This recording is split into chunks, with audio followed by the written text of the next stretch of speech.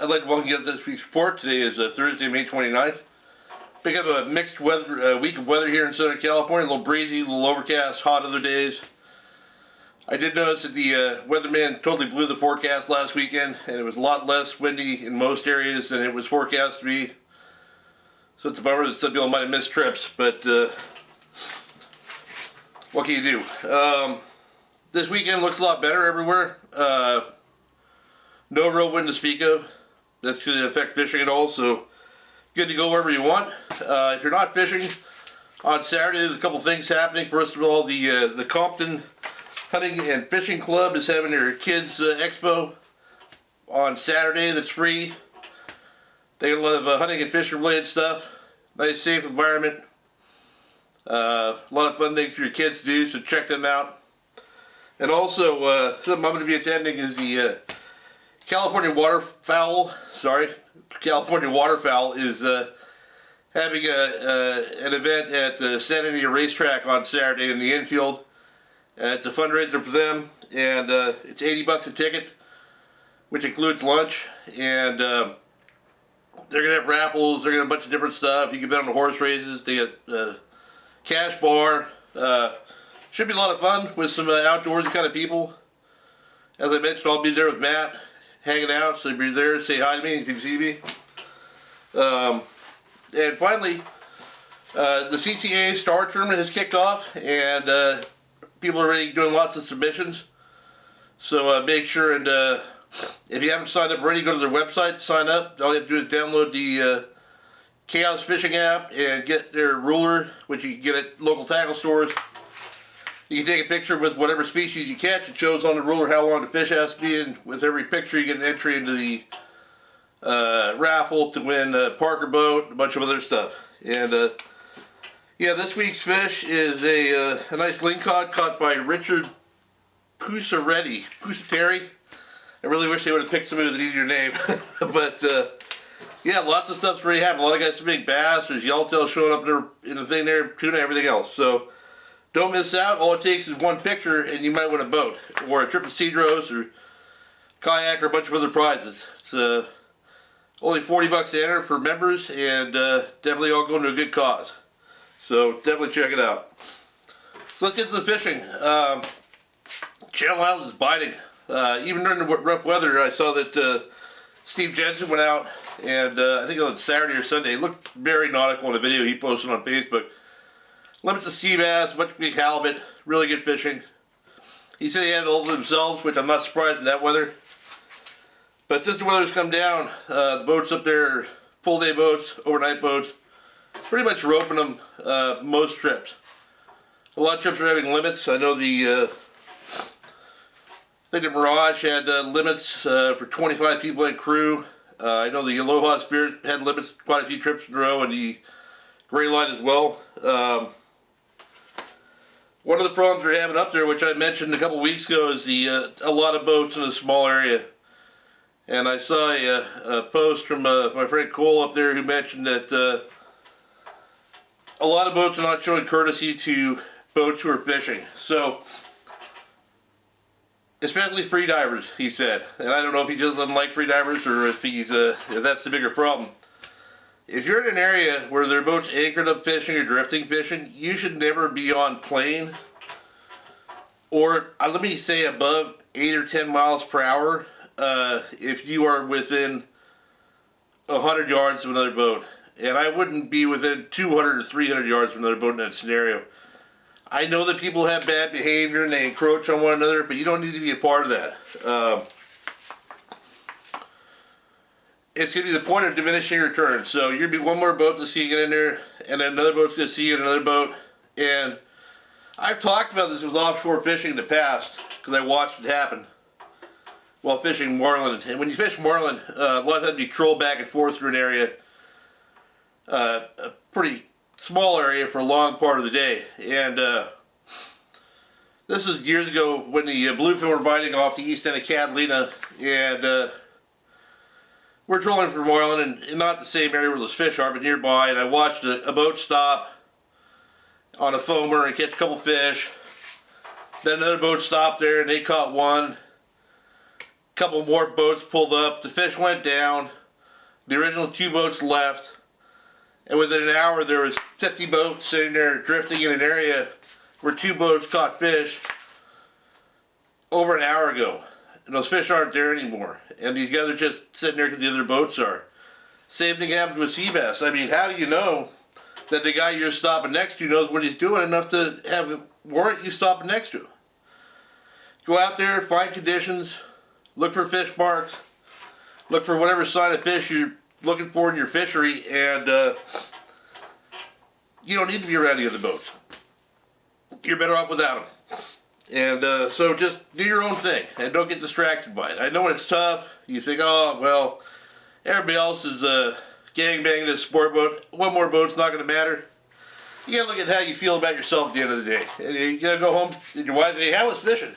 Oh, I caught a sea. Oh, good job. You found a sea? No, I pulled up next to a sport boat, had everybody tangling my lines and yelling at me for a half an hour, but I had to catch something because I felt like a loser because I didn't catch anything. That's not the way to be. Go out on your own, find your own fish, have fun. Okay, San Clemente Island. A lot more coverage now. Yellows are biting on both sides of the island. On the backside, there's big yellowtails that are hard to catch. I think the Thunderbird hooked a bunch this morning, caught one. Still looking at a big 30-pound grade plus. I don't know if those are squid bed fish. I think they're more associated with reefs and rocks, and that's why they're losing most of them. Usually once you're in the mud, you catch pretty easy. This does not seem to be the case here. On the front side, there's smaller yellowtail, and they are biting. They're biting fin bait, they're biting the service iron. I saw a few friends, Lenny Killian and Cade Matra were over there over the weekend. They caught a couple yellows on the service iron. My friend Mitch, who runs the Blackfish, has been scoring fish over there pretty consistently. My buddy Jonathan was over there on his new Freeman belly fish for his rock cod. I don't blame him for. And so there's those fish around. So if you're fishing yellows on the backside, you have to find a reef or a rock structure that's going to hold those fish, or find them on a squid bed, anchor up a fish for them. Or drift and fish a yo-yo iron or something like that if you're a skip. You're going to be fishing, you're going to be looking at very specific spots. On the front side, it's just one long spot basically. Those fish can be anywhere. Yeah, so on the front side, those fish could be anywhere. And they can be the same on the back side, but you can normally find them better at certain, they relate to spots better. But basically the front side is all one big spot. It's that 90-foot ridge that runs along the island. And as a private boater, your best bet is to put your boat in about 90 feet of water, 80 to 100 feet of water. And if it's calm,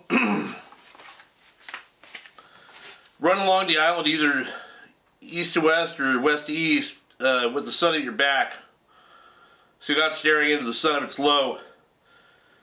And in those calm water, you're going to see variation in the surface. It might look like a little wind line or whatever.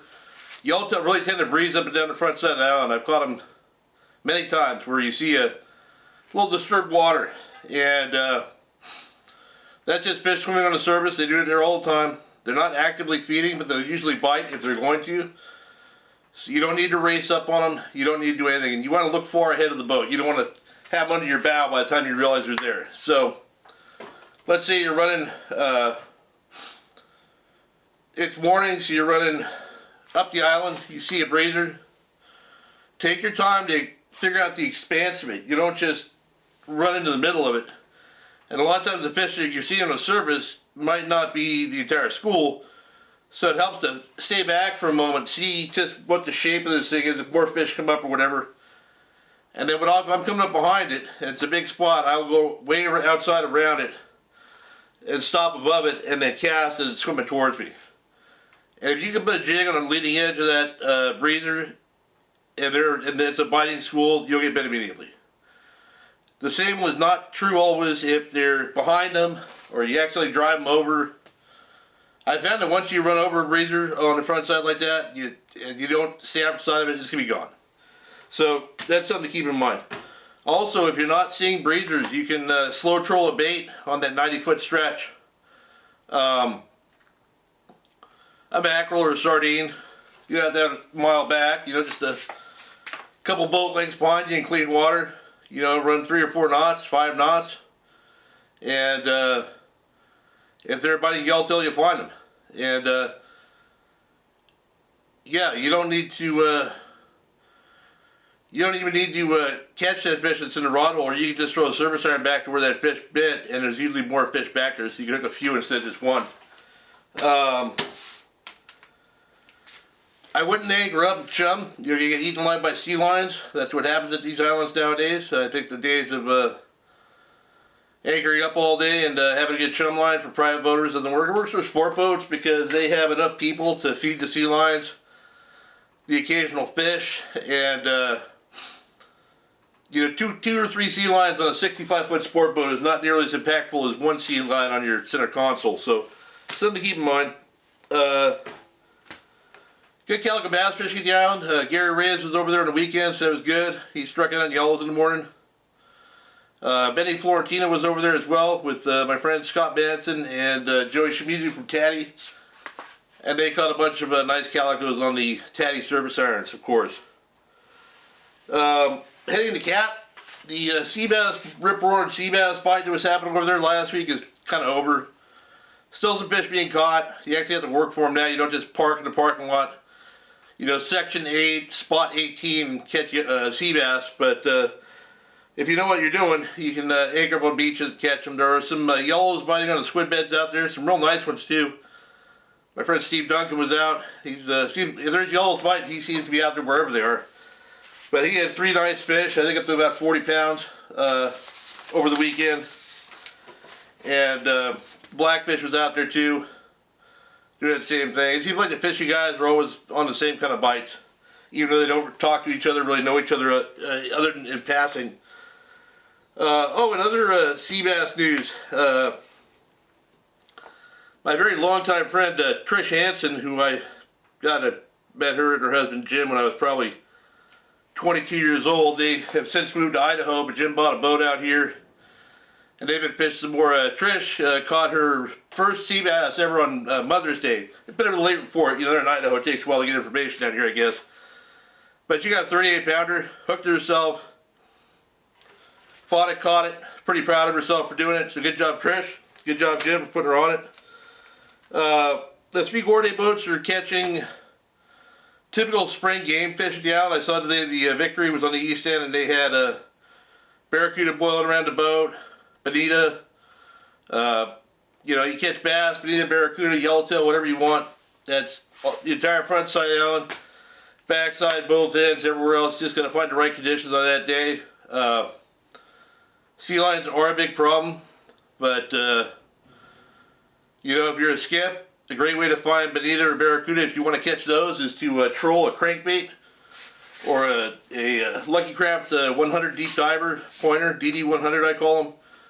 Put that back behind the boat about 4 knots. Get back about, a good distance, 3 or 4 boat lengths, and then just set just like Clemente. You run that 90-foot curve on the front side east end of Cat, and you will find those fish. And then when you find them, they'll usually stick around the boat for a bit and catch them on lures. So something to do anyway. Coastal, I didn't make it out this week after Thursday's misery and a bad weekend weather forecast. I decided to stay home and do Memorial Day stuff. Speaking of which, I hope you guys all had a great one. I gotta imagine the calico bass are biting better now than they were, at least up at Palos Verdes, than they were last week. We've had pretty stable weather the whole time. And my friend Javon was supposed to go up there today, and he planned to go up to PB, but he decided to go fish a rock on a horseshoe. Took some bait up there, anchored up. He's a little, I think 19 or 20-foot Parker now. And just had acres of barracuda up around the boat. I got a little video of that here.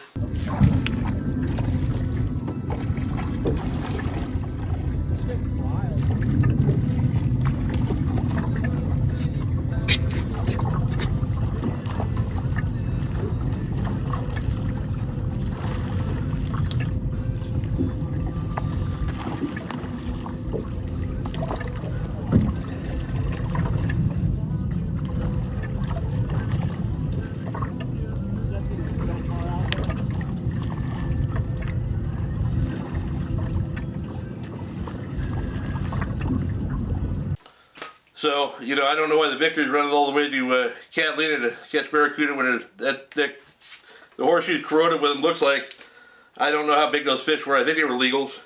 Good sign anyway. Should be bass and barracuda season here. Looks like it's happening. Time for the boat to stop fishing for sculpin and rock cod, which it seems like everybody's doing. I think the Victor's last holdout, so good for them. Yeah, so I don't know. I'm gonna fish this weekend. I gotta do that thing Saturday at Santa Anita. I might go Sunday somewhere. I don't know where. Maybe offshore looking for bluefin. Who knows? So we got good service action all the way down to San Diego. It's that time of year you catch calico, sand bass, hopefully some barracuda or bonita. You always got a shot at yellows. I saw that I think it was a daily double on an afternoon half-day trip had 4 or 5 small sea bass down at Point Loma the other day. That's pretty typical. Coronados has dried up a bit. I know the Mission Bell was out there today or yesterday. I don't think they had 4 fish, but it's not as good as it was. Water rolled. So I'm sure most of the full day boats are going to start venturing offshore. It's a good time to do it. Over the last few days, it's the best nighttime bluefin fishing of the year so far. Which, if you know me, is even better reason not to go.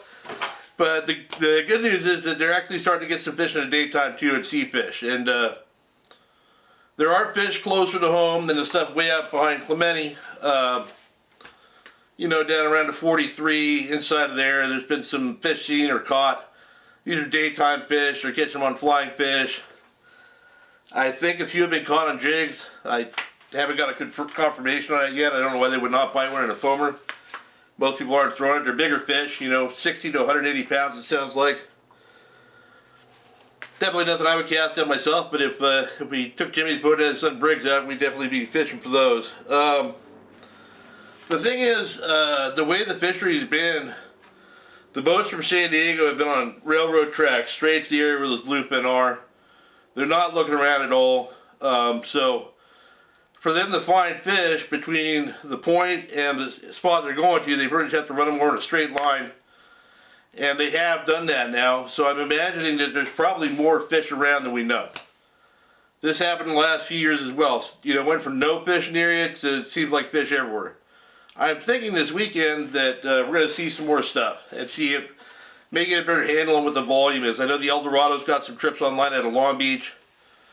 I'm sure the Thunderbird might have a multi-day charter coming up or something where they'll go and take a peek around offshore, below and inside Clemente. Skips running around might start seeing stuff.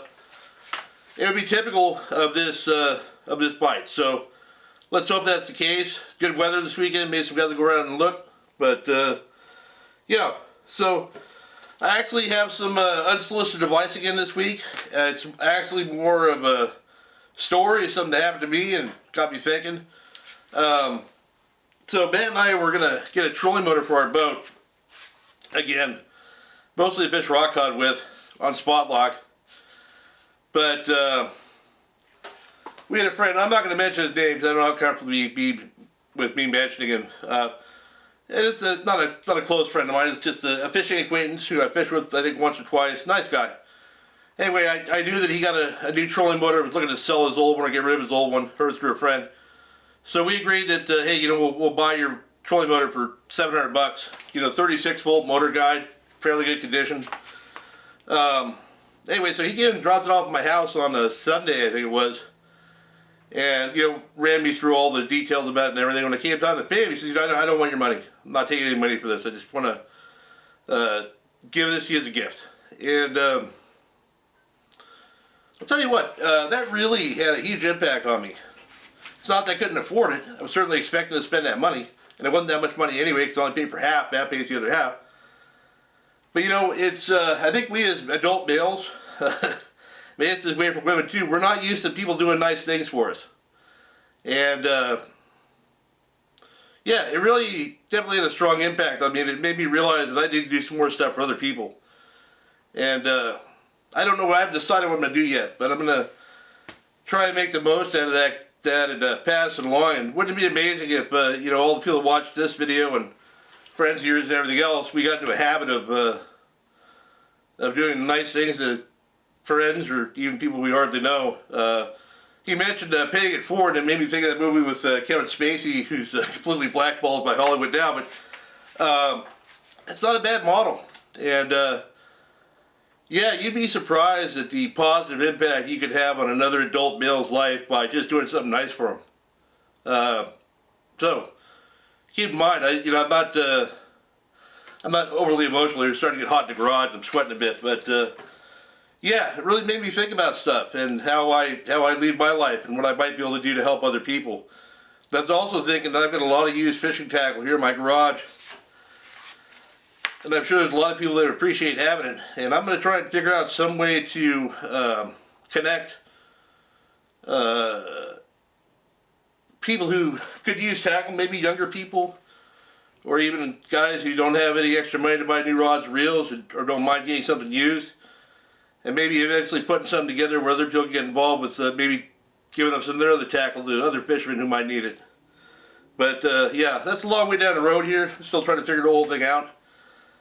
But yeah, just you know, do something nice for somebody, whoever it is.